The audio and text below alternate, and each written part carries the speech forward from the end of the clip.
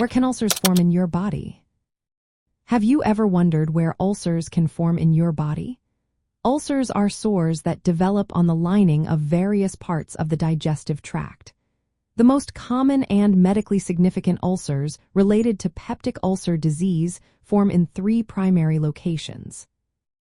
First, we have gastric ulcers, which occur on the inner lining of the stomach. These ulcers result from damage to the stomach's protective mucus layer. This damage often comes from an infection with Helicobacter pylori bacteria or from prolonged use of non-steroidal anti-inflammatory drugs. Gastric ulcers can cause symptoms like stomach pain, especially when eating. Next, we have duodenal ulcers. These ulcers form in the duodenum, which is the first segment of the small intestine, immediately beyond the stomach. Duodenal ulcers are the most common type of peptic ulcer. They typically cause discomfort between meals or during the night, making them particularly bothersome for those affected. Lastly, there are esophageal ulcers. Though less common than gastric or duodenal ulcers, these can also form in the esophagus, the tube that connects the throat to the stomach.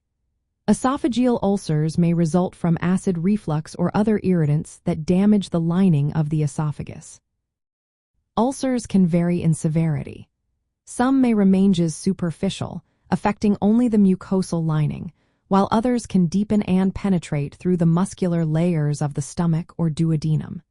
In severe cases, ulcers may perforate, creating a hole through the organ wall, which is a medical emergency that requires immediate attention.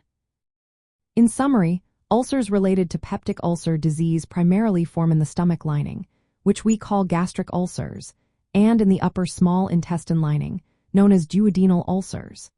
Occasionally, they can occur in the esophagus, referred to as esophageal ulcers.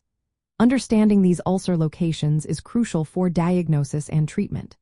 The site of the ulcer can influence the nature of pain, potential complications, and the therapeutic approaches that may be needed.